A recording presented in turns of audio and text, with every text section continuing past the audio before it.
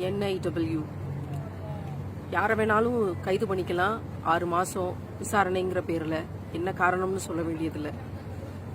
ஆங்கிலேயர்களினுடைய கொடுங்கோல் ஆட்சி படிச்ச நினைவுகள் வருது. அப்படியே கண்ணு முன்னாடி இன்னொரு காலத்தை பார்க்கிறோமோ அப்படிங்கிறது உண்மை. அப்படின்னா இன்னொரு சுதந்திர போர், 2ஆம் சுதந்திர போர் நிச்சயமாக தேவை அப்படிங்கிறதும் ஒரு பக்கம் புலனாகுது. பாப்புலர் ஃப்ரண்ட் ஆஃப் இந்தியாவினுடைய சகோதரர்கள், தோழமைகள், SDPI தோழமைகள் தொடர்ந்து ஒவ்வொரு ஊர்லயும் கைது செய்யப்படுகிறார்கள் அப்படிங்கிற பெரிய பதட்டமான செய்தி.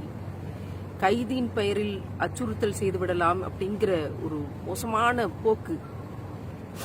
கைது செய்யப்படக்கூடிய வீட்டில் இருக்கக்கூடிய பெண்களுக்கெல்லாம் மக்கமா நகரத்தின் துவாக்களோடு கூடிய செய்தியாக உங்களிடத்தில் இதை நான் பகிர்ந்து கொள்கிறேன். தைரியமாக இருங்கள்.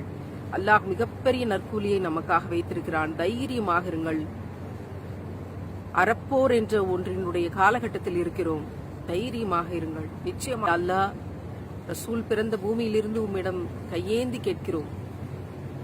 ஒன்று, இந்த கைது நடவடிக்கைகள்லாம் செய்யக்கூடியவர்களுக்கு இஸ்லாம் என்றால் என்ன என்ற தெளிவையும், அவர்கள் மீது எடுக்கப்படக்கூடிய இந்த மோசமான நடவடிக்கைகளையும் அவர்களுடைய இதயத்தை திருப்பி எண்ணத்தை மாற்றி அவர்களுக்கு ஹிதாயத்தை நீ வழங்கிவிடு.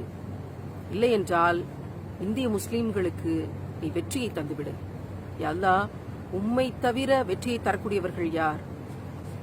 உலமாக்கள் 36,000 பேர் வெள்ளைக்காரர்களுக்கு எதிராக தூக்கில் தொங்கவிடப்பட்ட, ஒவ்வொரு புளிய மரத்துக்கு புளிய மரம் தூக்கில் தொங்கவிடப்பட்ட வரலாறுகள் எல்லாம் கண்ணு முன்னால் நிக்குது. இறைவன் மிகப்பெரிய நற்கூலியை நமக்கு மறுமையில் வழங்குவான்.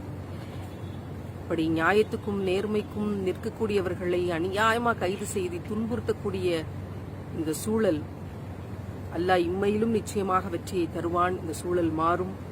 நாம் அதற்கான கருவிகளாக இன்று நிற்கிறோம் என்று பெருமைப்படுவோம். துணிந்து நிற்போம், கரம் கோர்த்து நிற்போம். இந்த சமயத்துல எல்லாரும் ஒற்றுமையாக ஓரணியாக நிற்க வேண்டிய அவசிய காலகட்டம்.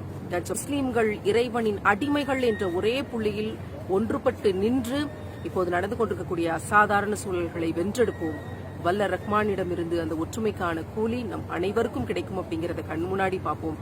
துணிச்சலாக எதிர்கொள்வோம். நிச்சயமாக இறைவன் கருணை மிக்கவன், சூழ்ச்சிக்காரனுக்கெல்லாம் சூழ்ச்சிக்காரன்.